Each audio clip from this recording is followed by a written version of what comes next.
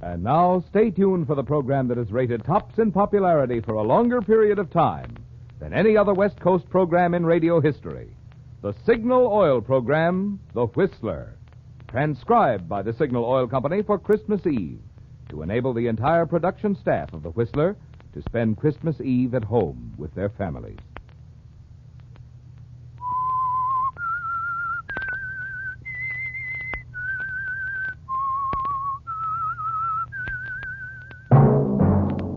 Signal, the famous Go Farther gasoline, invites you to sit back and enjoy another strange story by The Whistler.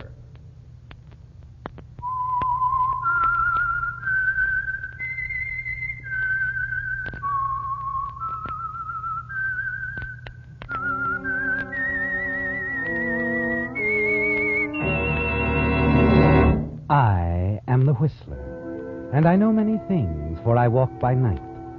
I know many strange tales hidden in the hearts of men and women who have stepped into the shadows. Yes, I know the nameless terrors of which they dare not speak. And now, for the Signal Oil Company, the Whistler brings you a most unusual story, one of the most heartwarming stories of our times, especially appealing this Christmas Eve. 3 Wise Guys.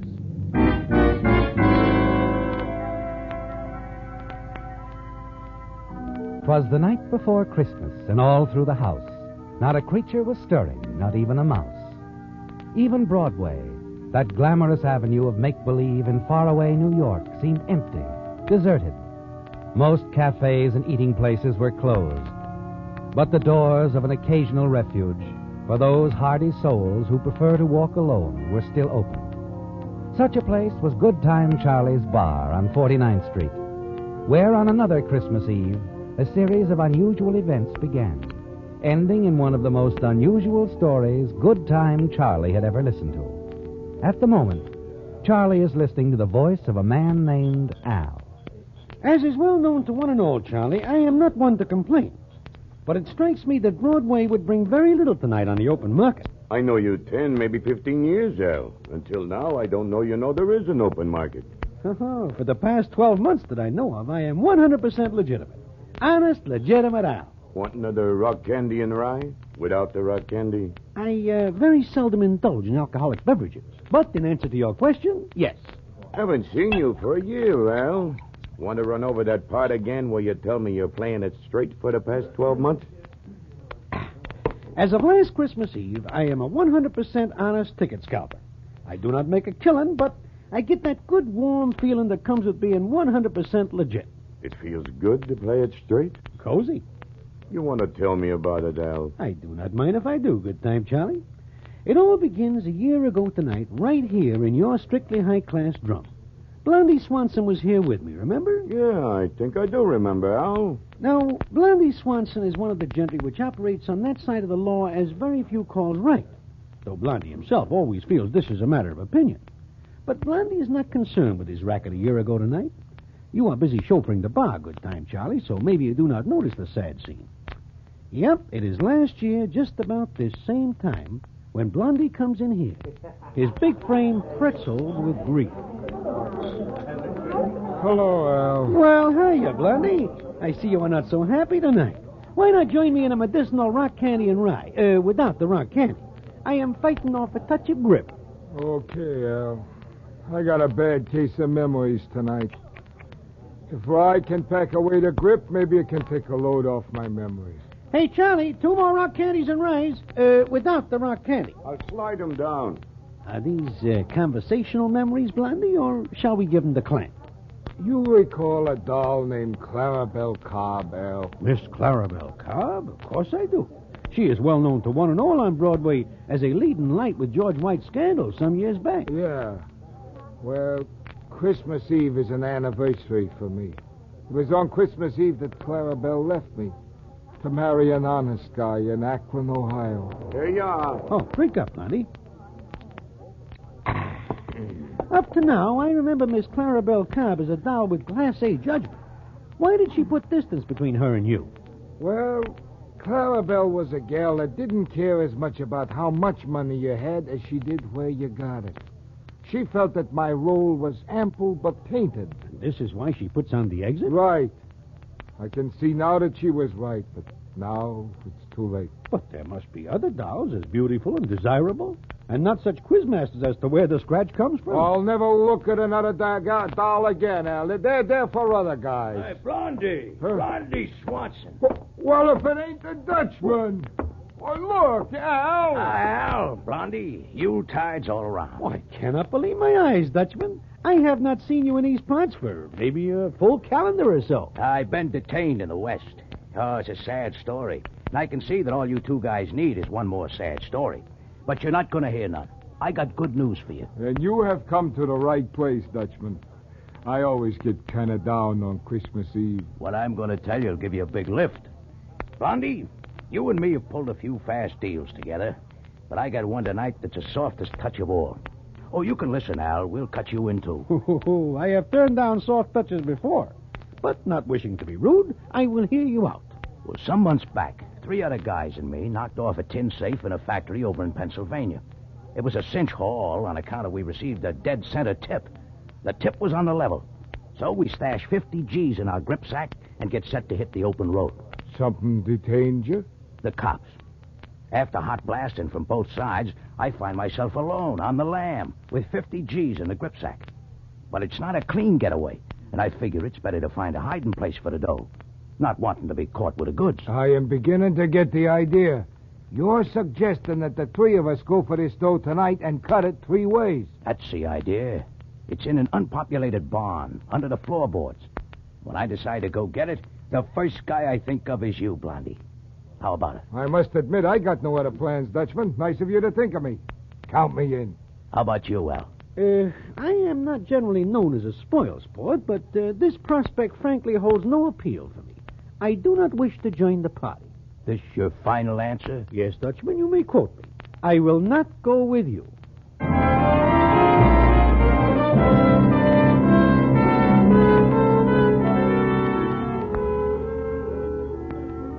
Well, Good Time Charley, that's the way it went.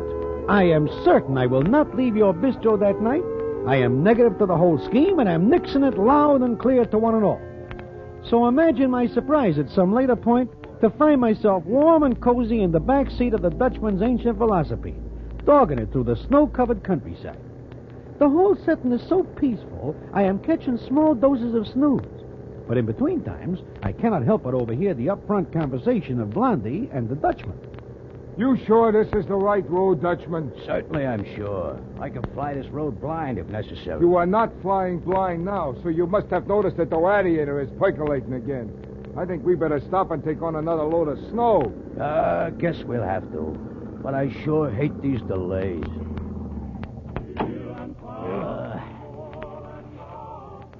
Hey, Dutchman, listen.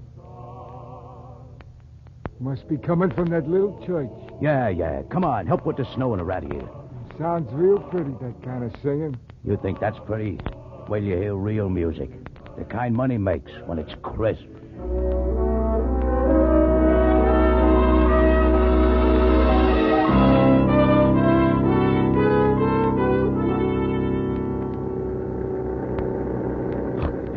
Hey, Blondie, Dutchman, where are we? In Pennsylvania, Al. Not far from that barn where I stashed the factory payroll. How can you tell? I, for one, see very little but darkness around and about. I got to agree with Al, Dutchman. I got a feeling we're lost. Maybe we better give the whole scheme up. You two give up easy. I tell you, I know for certain we're close to that barn. I can tell by that big fat star I've been following for the last few miles. Oh, yeah. I am seeing a small light ahead. But I observe if this is a star, it is hanging very low to the ground. I still got a feeling we are lost. Why don't we go back to Good Time Charley's, which is a lot easier to find? I don't care how low this star is hanging. I know it's leading me straight. I'm running this show, so you two better seal up. There, look. I'm right as rain. This is a barn. I do not wish to start an exchange of words, but that star you follow turns out to be nothing more than a light from the window of said barn. Okay. So somebody's living in the barn. I'll take care of them if they're too hard to get along with. I vote for getting out of here. I am not dressed to call on strangers myself. Come on and cut the gab. Besides, maybe there's only animals in the barn. I don't see no human footprints in the snow, except ours. Look. I'll be doggone. Look through that window, Blondie. Is that a doll in there? Let me see. Yeah, she's a doll. Not only that, I don't think she's feeling in the pink either. Well, now that we are here, let us go inside and see if there's anything we can do for her. I don't care nothing about a sick doll. I want to lay my mitts on that grip sack with a 50 G's in it. Come on.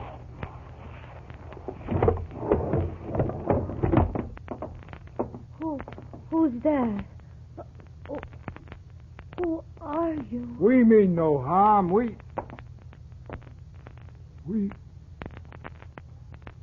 Well, if it ain't Miss Clarabelle Cobb in person.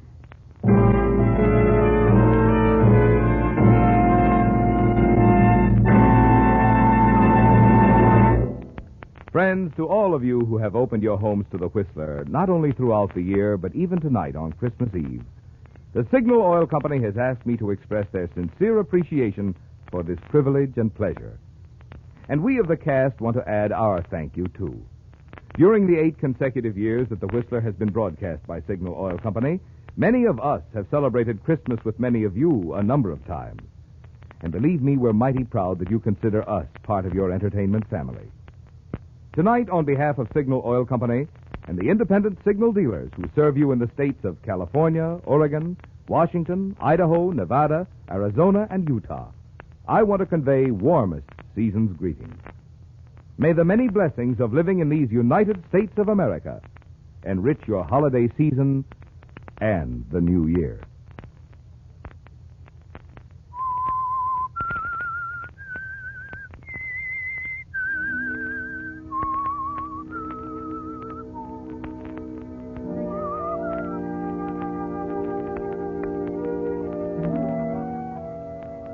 Yes, Al, that isolated barn in the snow-swept Pennsylvania countryside, so far removed from Good Time Charley's bar, where you're now enjoying Charley's rock candy and rye without the rock candy, held a surprising development for you, Blondie Swanson, and the Dutchman, didn't it? The three of you had driven there that Christmas Eve a year ago to claim the $50,000 payroll the Dutchman had hidden there. The presence of Miss Clarabelle Cobb in the barn at your arrival was something not even her ex-boyfriend, Blondie Swanson, could fathom immediately. And you were even more puzzled than Blondie, weren't you, Al? Only the Dutchman seemed to have the faintest understanding of what it's all about. So you turned to the Dutchman. Dutchman, I am not understanding all this. Why do you not inform us? Listen, Al, you and Blondie better clear out of here for a while. Take a walk in the snow. I guess I'll have to take care of this doll. Huh? Look, Dutchman, I haven't seen Clarabelle for a long time. If you think I'm going to leave her now and go for a walk with Al, you are nuts. Besides which, Dutchman, this doll is clearly at grips with some strange malady. I do not think it is polite the three of us should visit in this manner at this time. Listen, I came here to get 50 G's, not a sick doll and a lot of lip from you two. This won't take long, so blow. But, Dutchman... I'm getting fed up with you, Blondie. I know what I'm doing. I've delivered 7 of the 8 kids my wife's had. And I never needed no doctor. This one'll be a cinch.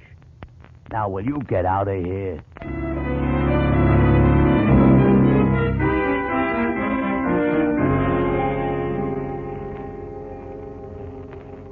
I cannot help but say this is quite a night for surprises, Blondie. Yeah. I, for one, can take winter sports or leave them to someone else. Al, Yeah, Blondie. we could take the Dutchman's car there. You think Clarabelle will be better off if we get her a doc? Well, I am new in this racket, Blondie. But if you want an inexperienced opinion, I will say... What was that? What? Dad! Well, Blondie, I am new in this racket. But if you want an inexperienced opinion, I will say Miss Clarabelle Cobb is a cinch mother. Come on, let's get back to the barn.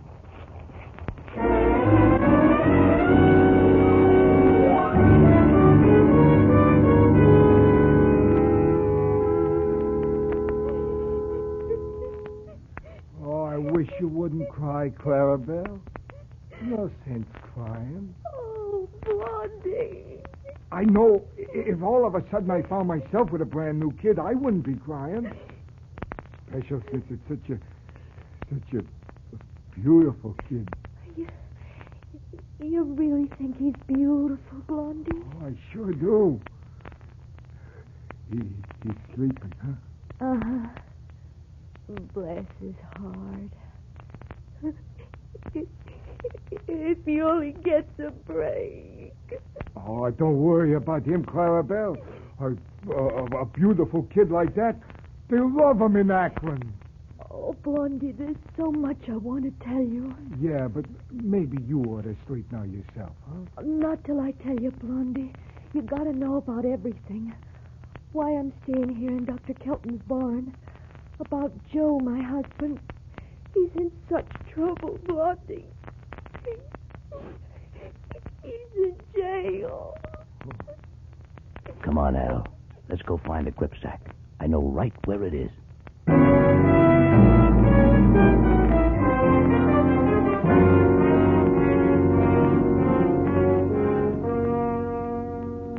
Look, Al, this is more like it.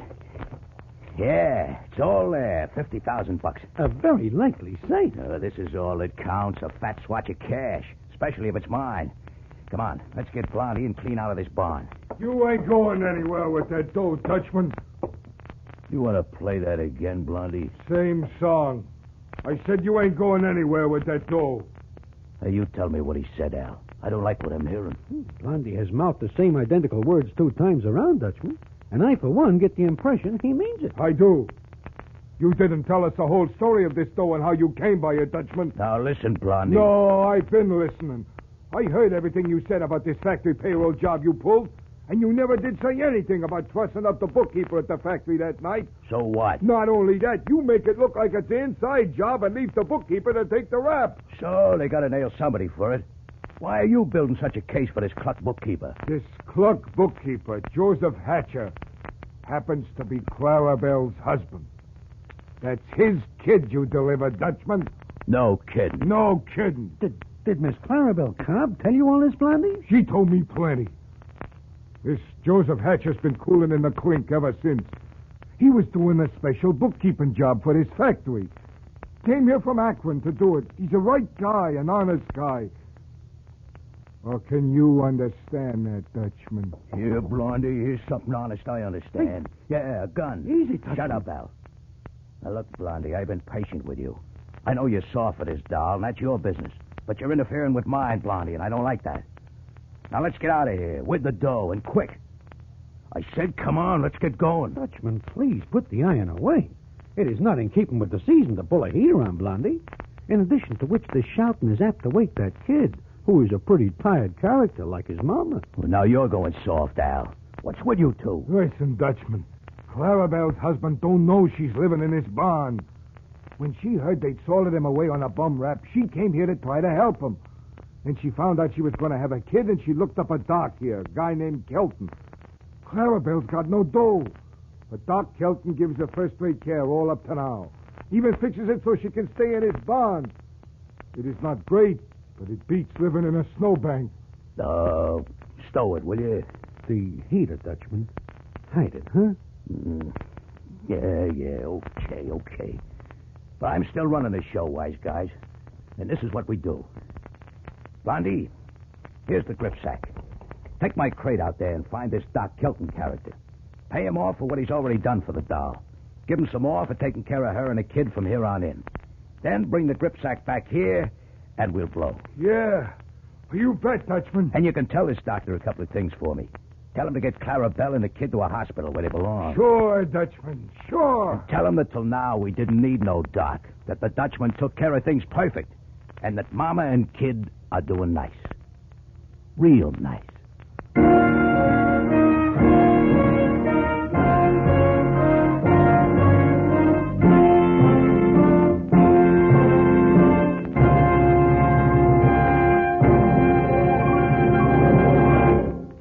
For all of you who play canasta or have been thinking of taking up the game, there's a little Christmas gift for you at your nearest Signal service station. It's a 12-page booklet on that exciting new version of canasta, Hollywood 3-deck canasta, which is replacing the old 2-deck game practically everywhere it's been tried.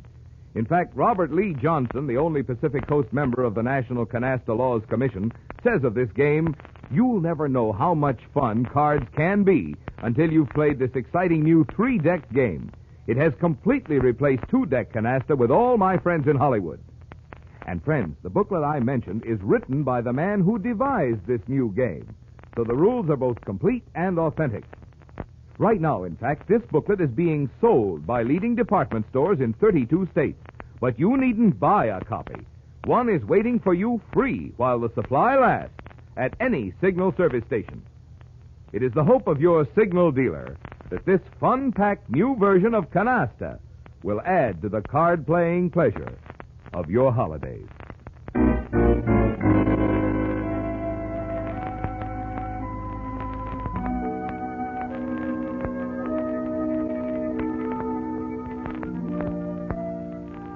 It was almost midnight on Christmas Eve at Good Time Charley's bar on West 49th Street, as Al continued his amazing account of the story of that other Christmas Eve that crossed the lives of Blondie Swanson, Miss Clarabelle Cobb and her newborn son, the Dutchman, and his gripsack containing $50,000. As Al continued talking to Good Time Charley, a faraway look came into his eyes. So, you see, Good Time Charley, it is no more than small wonder that since all this takes place a year ago this very night, me, Blondie, and the Dutchman have settled down to 100% legitimate endeavors. Yeah, sure, and why not? A 3-way split on almost 50 stolen G's is a cinch beginning to this straight and narrow. You are laboring, as they say, under a misapprehension, Good Time Charley. I see now where it is only fair I tell you the rest of this story.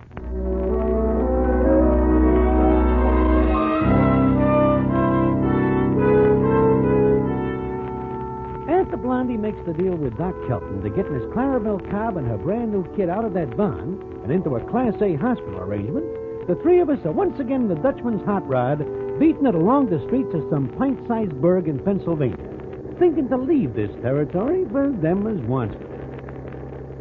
You know, maybe age is catching up with me. I ought to feel great right now. We still got nearly 50,000 clams in that gripsack, and somehow I don't feel great at all. You did bring the gripsack back from Doc Kelton's, Blondie. Yeah, sure I did, Dutchman. The gripsack's in the back seat with Al. Funny. It don't feel good. And it should.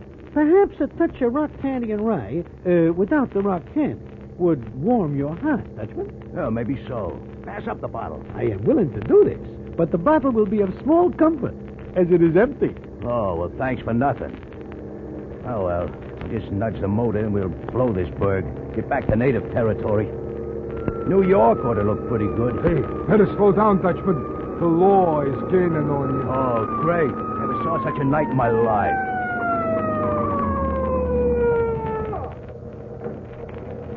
That red light back there was no Christmas tree ornament. You should have stopped. Sorry, officer. And you're in a church zone clearly marked for 20 miles an hour. 40 is too much. Was hurrying home for Christmas, officer. Carrying toys for the kiddies in this tub, huh? I'll bet. I better have a look around. Uh-huh. Oh, what's in this gripsack? Oh, why, nothing, officer. As empty a gripsack as you'll ever run into. Yeah. No need to open it. It's empty. Well, you're right about that, mister. There's nothing there. Yeah. Huh? Easy, Dutchman. But you sure? It's empty? Sure, I'm sure. Weren't you? Oh, yeah, sure. Sure, I was sure. I just wanted you to be sure. Carrying nothing but empties, huh? You guys empty this bottle all by yourselves? This bottle is once full of medicine, officer. I myself have been warding off a touch of the grip. I am now in the pink, as the saying goes. Oh, wise guys, huh? 3 wise guys. You know, if it weren't practically Christmas, I'd haul you in. Go on now, get out of our town. Oh, yeah, and Merry Christmas, 3 wise guys. Yeah, same to you.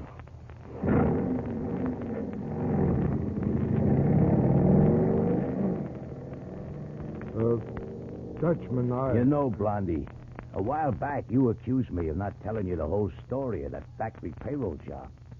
Seems to me you forgot to tell me something pretty important, too.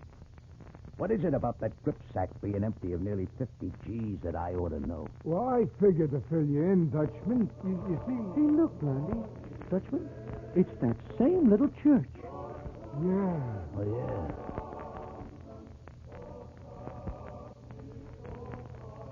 You know something? It's a miracle. I don't know yet what happened to that nearly 50 G's in the gripsack, but if that copper had caught us with that dough, we'd be on our way to the clink right now. An astute observation. Yeah. Well, you see, Dutchman, when I called on Doc Kelton tonight, I left all the dough with him, the whole 50 G's. I told him to give it back where it belongs. I told him enough more that the doc is sure he can spring Clarabelle's husband out of jail. So him and Clarabelle and the new kid can be together. Say, this Doc Kelton is a right guy. Oh, I'll say he is. Well, he even agreed to give us a head start for the Pennsylvania border before he notifies the law. This is a right guy. Yeah, and we better oblige the Doc and ourselves by making a border ahead of the cops.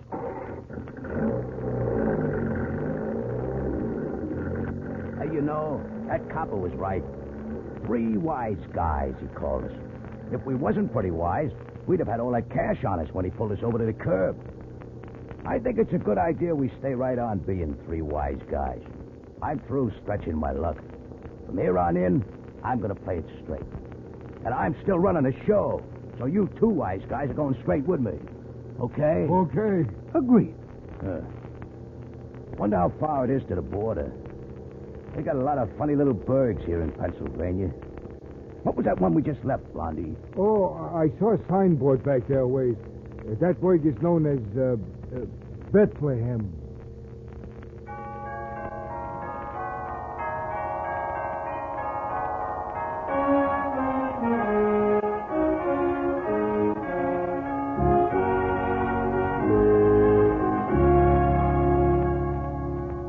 And so, on a night before Christmas, in Bethlehem, Pennsylvania, 3 wise guys were strangely touched by the spirit of the season. A spirit born in another Bethlehem nearly 2,000 years ago. And tonight, on the eve of another Christmas, may we hope that this same eternal spirit will someday bring to wise guys throughout the world the understanding that the future of the peoples of earth rests in goodwill toward all men.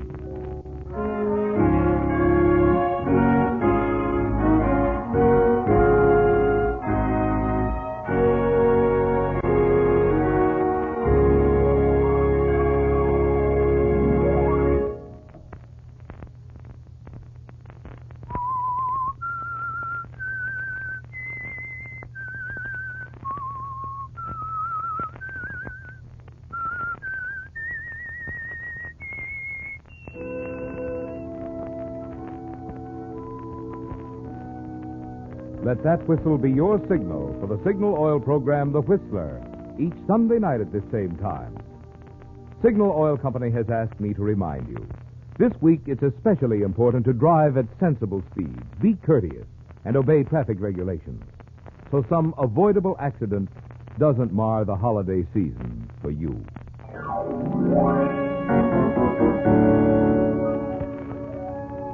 Remember what I said at the beginning of the program, friends? That you'd find tonight's story unusual and heartwarming? Now, wasn't I right?